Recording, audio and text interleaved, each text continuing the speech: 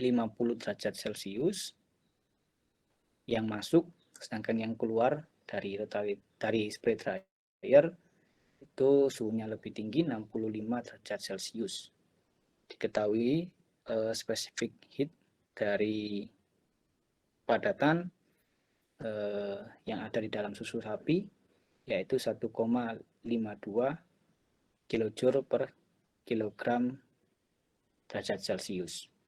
Nah, di soal ini kita diminta untuk menghitung diameter dari drying chamber dan juga waktu tinggal dari bahannya. Nah, ini tadi ya diagram alir ini ya gambarnya untuk aliran masuknya. Tadi aliran masuk feed GS H1T1 ini aliran masuk udara panas untuk masuk feed LS H1T1 ya. Nah, sebelumnya tadi diketahui bahwa kadar air yang ada di dalam padatan itu 60%. Tadi basisnya masih basis basah ya, basis basah, sehingga kita rubah dulu ke basis kering. Basis kering rumusnya kan ini ya, M per M minus M per 1 minus M. Tadi masa padatannya anggaplah kita basis 100 gitu ya, berarti kan 60 dibagi dengan 1 dikurang 60 atau 40 di sini, maka didapatkanlah 1,5. Kemudian untuk kadar air setelah keluar dari spray dryer itu 7% ya. Berarti kalau basis keringnya ya tadi ya, kadar air atau massa airnya dibagi dengan 1 dikurang dengan kadar airnya. 1 dikurang dengan 93, 1 dikurang dengan 7 atau 93 sama dengan 0,075. Kemudian di sini Y1 atau humidity ya, humidity atau kelembapan itu dari psychometric chart didapatkan 0,013. Ini kelembapan punya siapa ini kira-kira nih Y1 ini? Kelembapan dari ini ya, dari udara yang masuk gitu ya. Jadi udara yang masuk itu ternyata memiliki kelembapan 0,013 uap air per udara kering. Nah, tadi Y1 ini dapatnya dari mana kira-kira ini? Dari psychometric chart ya. Dengan data apa? Data ini ya. Kita kan tahu dry bulb-nya 150. DW bulb-nya juga ada. Sehingga dari situ kita bisa menentukan kelembapannya di sini. Ya ini ya. Ini psychometric chart. Ini kalau kalian amati psychometric chart-nya skalanya sampai 120 saja. Nah, mungkin kalau kalian punya psychometric chart yang lebih tinggi suhunya ya bisa bisa di-share ke saya dan teman-teman yang lain kalau mungkin ada yang punya. Ini kebetulan karena saya tidak punya gitu ya. Tidak ada untuk yang suhu di atas berapa tadi 150 ya. Di atas 120 di sini, maka saya lakukan extend gitu ya di sini ya. Tadi kan suhu dry bulb-nya adalah 150 ya. Ini maksimalnya 120. Sehingga saya tambahkan 30 derajat dari sini ya. Ini saya ukur dengan penggaris gitu ya. Kemudian saya tambahkan ke sini. Dari situ saya tarik ke atas ya garisnya. Garis dry bulb. Kemudian wet bulb-nya tadi kan ada ya. 43,5 Nah, dari 43,3 ini saya tarik garisnya sampai ke memotong dari garis dry bulb. Searah dengan tentunya atau sejajar dengan garis T wet bulb ya. Sejajar dengan garis ini. Nah, sehingga didapatkan titik di sini, saya tarik ke kiri, didapatkanlah nilai humidity-nya ya. Dan nilai humidity-nya tadi sebanyak 0,berapa tadi? 0,013 kilogram kilogram air per kilogram udara kering. Jadi ngambilnya dari situ ya untuk mengetahui Y1 ini dari psychometric chart. Kemudian nanti dalam perhitungan panas kita akan menemukan persamaan ini ya yang menghitung panas latennya, sehingga kita memerlukan lambda di sini. Nah, untuk lambdanya kita tahu bahwa panas evaporasi itu sama dengan panas wet bulb ya, atau suhu evaporasi sama dengan suhu wet bulb, sehingga di sini untuk T evaporasinya kita pakai T wet bulb. T wet bulb itu tadi 43,3 derajat Celcius ya. Nah, dari data ini kita lakukan interpolasi sehingga didapatkanlah lambdanya itu 2400 kJ per kilogram. Ya, ini dari hasil interpolasi dari data di tabel ini. Kenapa T evaporasinya 43,3 derajat Celcius ya, karena kemarin ya sudah disebutkan bahwa proses pengeringan secara adiabatik cooling, maka T evaporasinya itu sama dengan T wet bulb dari udara tersebut.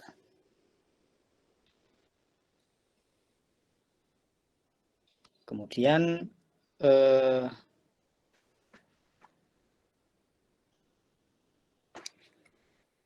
ini hubungan kelembapan udara akhir dan awal. Untuk kelembapan udara awal Y1 tadi didapatkan dari psychometric chart, sedangkan untuk Y2 kita bisa menghitungnya gitu ya dengan persamaan ini. Jadi kelembapan udara awal ditambah dengan ini adalah laju penguapannya, MS dikali kadar air awal dikurangi kadar air akhir, itu adalah laju penguapannya, dibagi dengan laju alir dari udara keringnya gitu ya. Jadi di sini laju penguapan dibagi dengan laju alir udara kering, maka akan didapatkanlah kelembapan akibat adanya pemanasan tadi atau evaporasi tadi.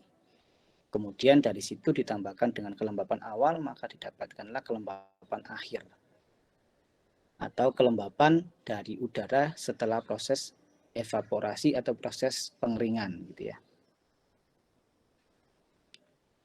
Energi panas yang dipindahkan persatuan massa padatan seperti kemarin QT per MS per massa padatan itu sama dengan kalau kemarin kan ada beberapa variabel ya, ada 5 variabel di situ ya.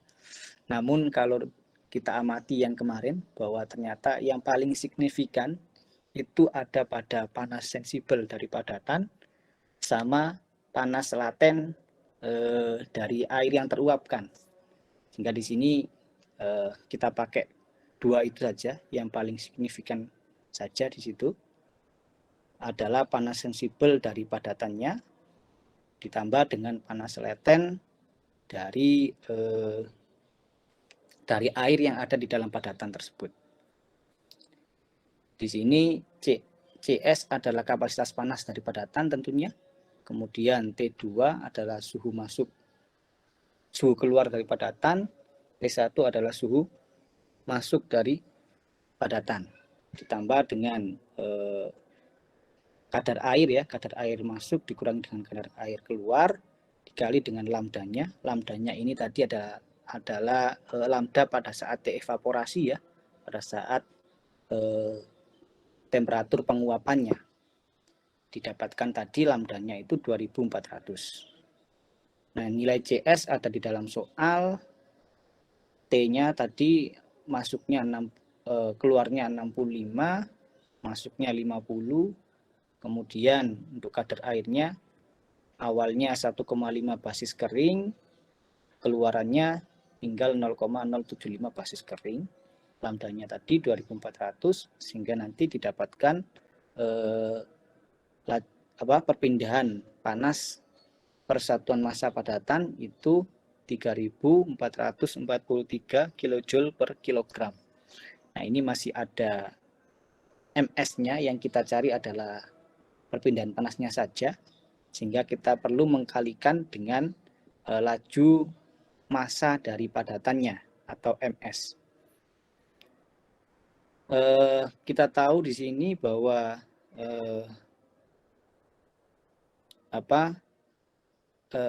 laju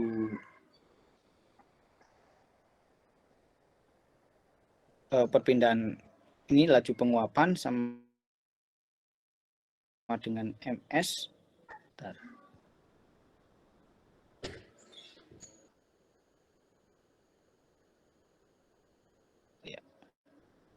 Ya, ini laju penguapan sama dengan MS dikali dengan kadarnya ya, kadar air yang masuk dikurang dengan kadar air yang keluar ya. Ini sama dengan 20 dikali dengan 1,5 dikurang 0,075, didapatkanlah laju penguapannya 28,5 kg per hour. Sedangkan untuk nilai perpindahan panas atau QT-nya saja itu tadi ini dari hasil ini QT per MS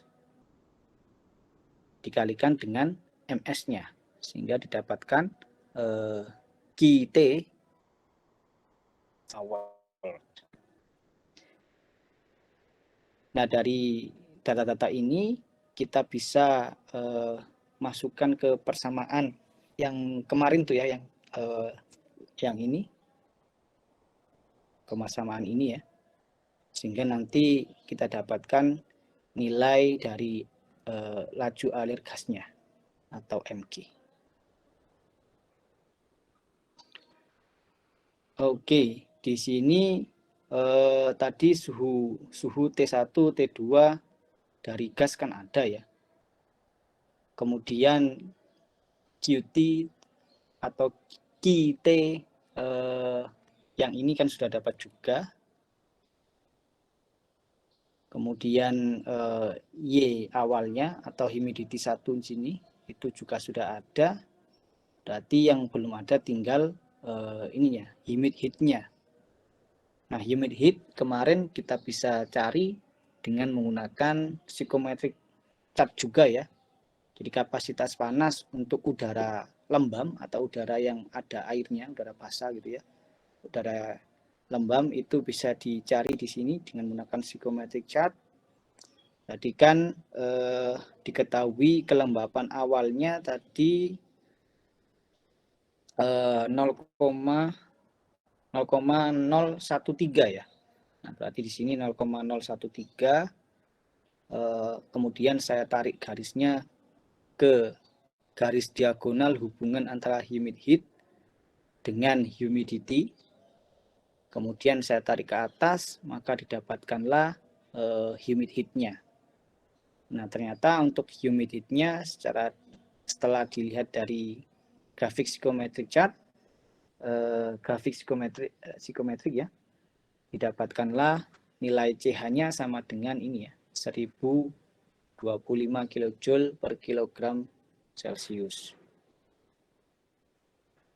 Nah, sehingga dari situ kita bisa masukkan data-datanya ke persamaan yang ini mg dikali 1 ditambah Y1 itu adalah laju alir udara lembab. Kalau mg-nya saja adalah laju alir dari udara ada udara keringnya gitu ya. Udara keringnya, nah yang mau kita cari adalah yang mg-nya, sehingga nanti laju penguapan dibandingkan dengan mg akan didapatkanlah kelembapan ini ya. Ini yang kita cari adalah di sini ya. Laju penguapan tadi sudah dapat 28. Nah, yang belum adalah mg ya. Mg didapat dari persamaan ini. Semua data sudah diketahui. Ya, di sini kelembapan awalnya tadi 0,013, maka nilai mg bisa dicari ya, bisa dicari dengan membagi hasil ini ya, hasil dari mg kali 1 plus y dibagi dengan y-nya saja gitu ya, dibagi dengan 1 plus y atau 1,013, maka didapatkanlah laju udara keringnya yaitu 2.210 kg per hour.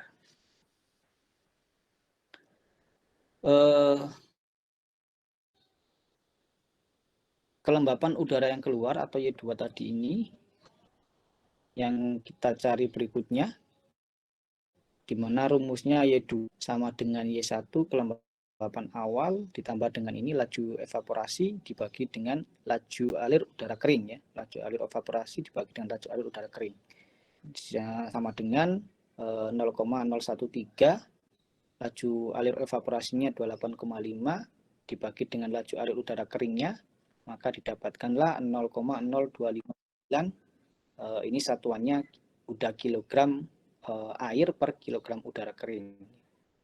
Jadi setelah proses evaporasi atau pengeringan, udaranya ini membawa air gitu ya, membawa air dari proses pengeringan padatan tadi, dan ternyata kelembapannya meningkat yang awalnya 0,013 menjadi 0,0259.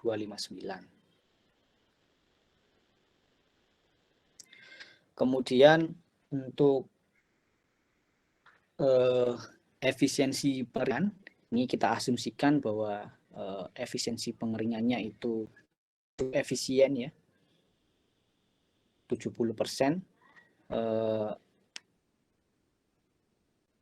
sehingga didapatkanlah laju evaporasi itu sama dengan evaporasi dibagi dengan efisiensinya 28,5 dibagi dengan 0,1 dapatkan 40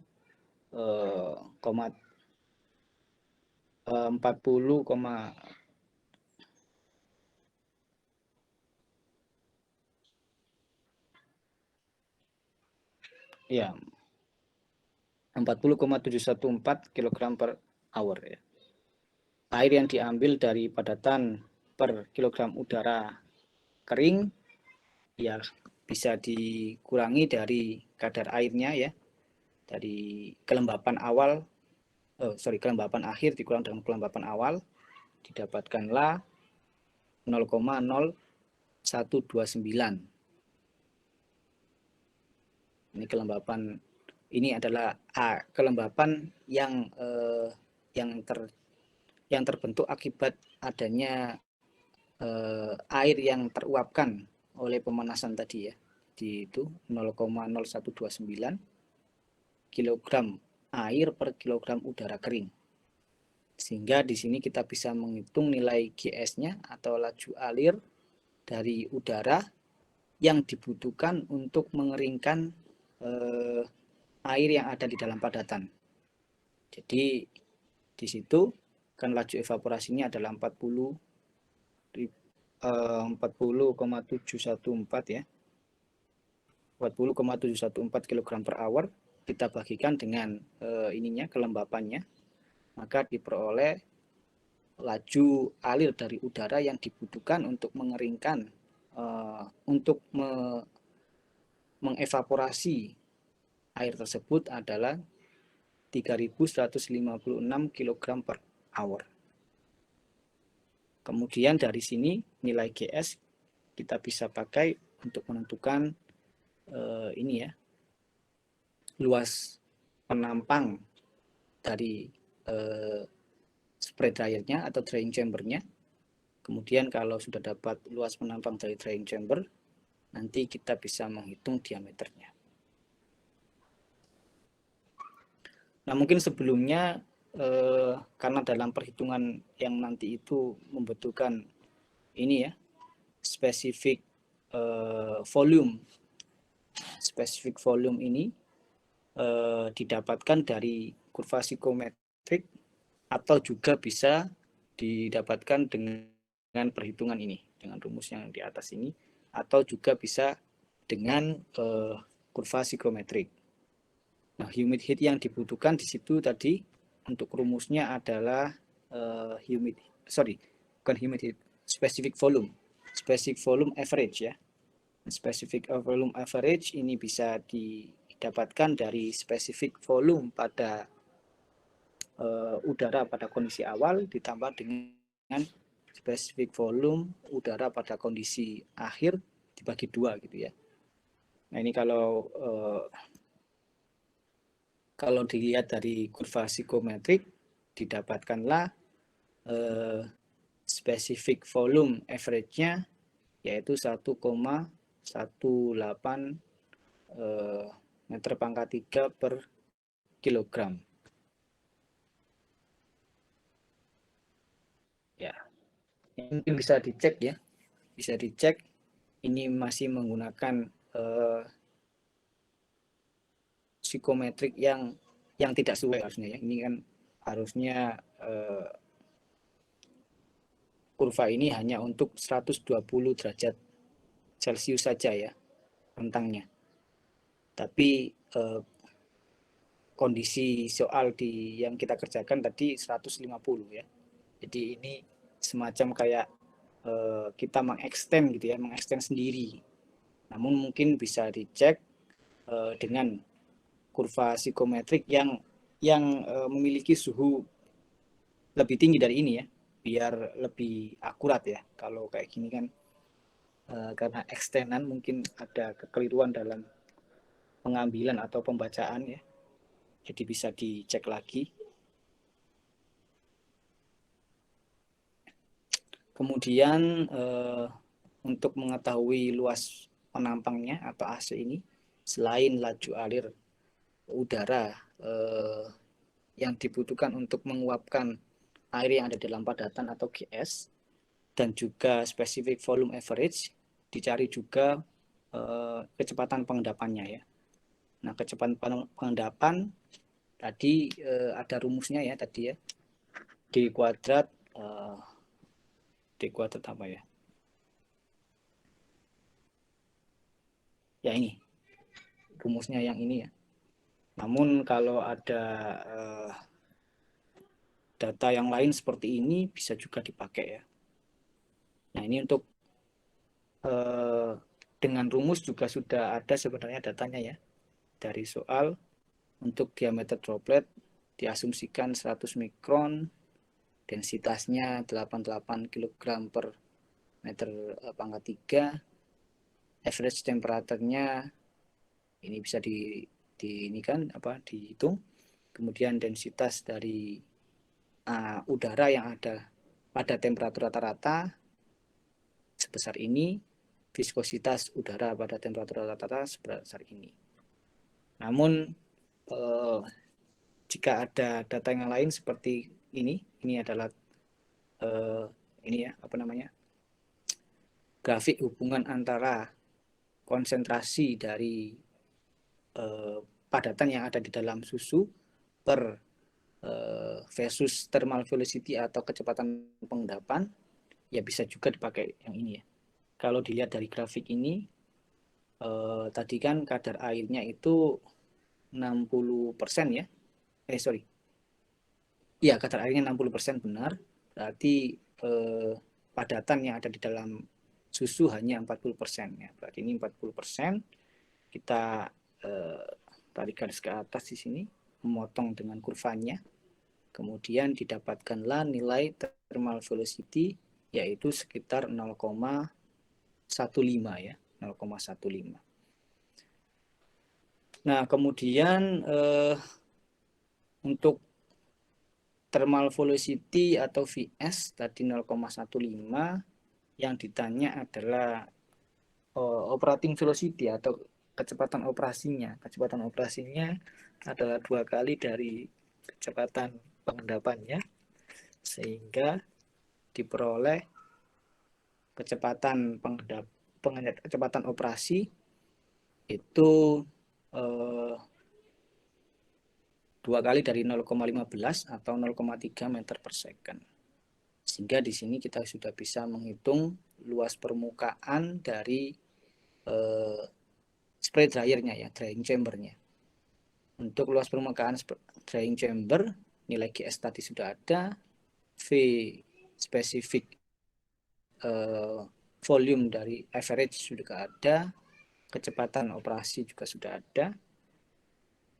Kalau dimasukkan nilai-nilainya, maka diperoleh luas penampang dari spray dryer atau drying chamber itu sekitar 3,45 meter square meter kuadrat ya. Nah, setelah didapatkan luas penampangnya, tinggal menghitung diameternya ya. Diameternya ini, persamaannya ini, akar 4 kali luas penampang dibagi dengan pi-nya, maka diperoleh diameter dari drying chamber spray dryer 2,21 meter. Kemudian untuk ini ya, untuk keamanan ada koreksi 15% sehingga diperoleh diameter akhirnya yaitu 2,5 meter. Kemudian untuk waktu tinggal tadi syaratnya waktu tinggal harus lebih besar daripada waktu evaporasi ya. Sehingga di sini kita perlu cek terlebih dahulu apakah waktu tinggalnya sudah sesuai gitu ya, lebih besar daripada waktu evaporasinya. Nah, untuk waktu tinggal sama dengan 50 akar kadar air awal ya, 50 akar 1,5 ini basis kering, didapatkanlah waktunya adalah 61 second atau 1 menit lah ya. Kemudian untuk waktu evaporasi dari air yang ada di dalam butiran itu dirumuskan seperti ini. Ini lambda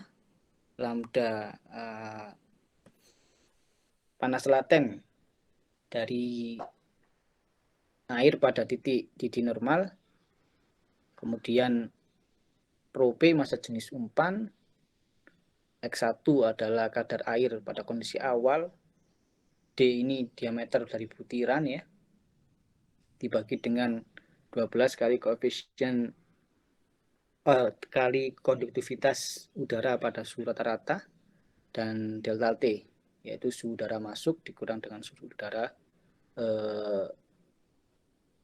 pada permukaan padatan kering. Dari rumus ini kita bisa masukkan ya nilai-nilainya. Tadi lambdanya 2400 kilojoule per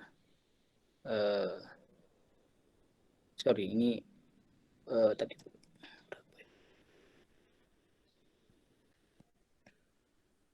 ya 2400 kilojoule per kilogram ya.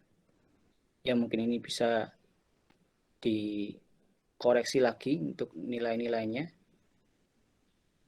2400 kilojoule per kilogram. Kemudian untuk Rho-nya 88 ini ya dari diketahui tadi. Kemudian X1-nya 1,5, diameter partikelnya di sini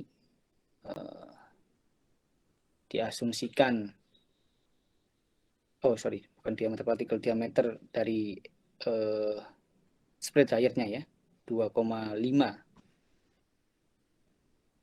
diameter dari drying chambernya 2,5 meter kuadrat, kemudian dibagi dengan 12 kf kali delta T-nya. Ya, ini hasilnya seperti ini ya, 5,71 second. Sehingga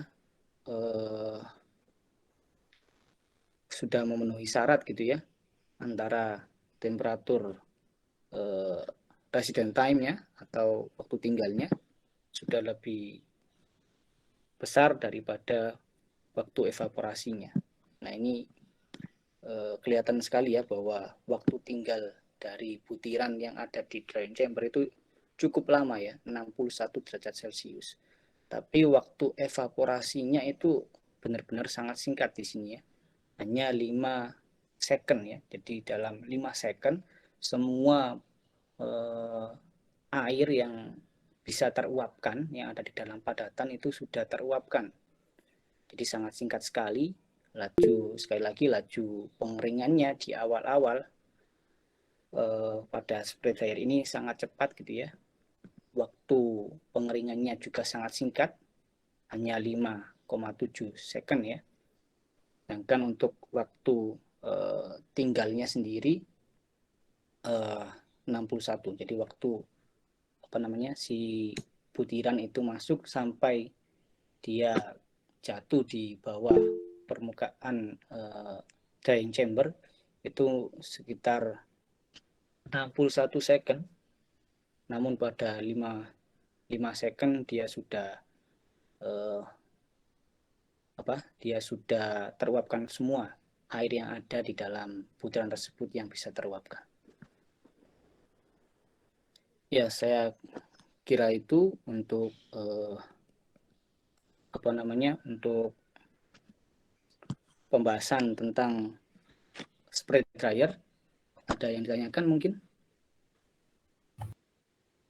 Bapak mohon maaf, Sela hadir, Bapak tadi lagi ke air dulu. Lagi ke mana Sela? Ke belakang dulu Pak, lagi ke air. Oh, ya. Oh iya, nanti saya rubah Sela ya. Ada lagi? Sela. Erlanda? Gak ada ya emang ya, Erlanda ya.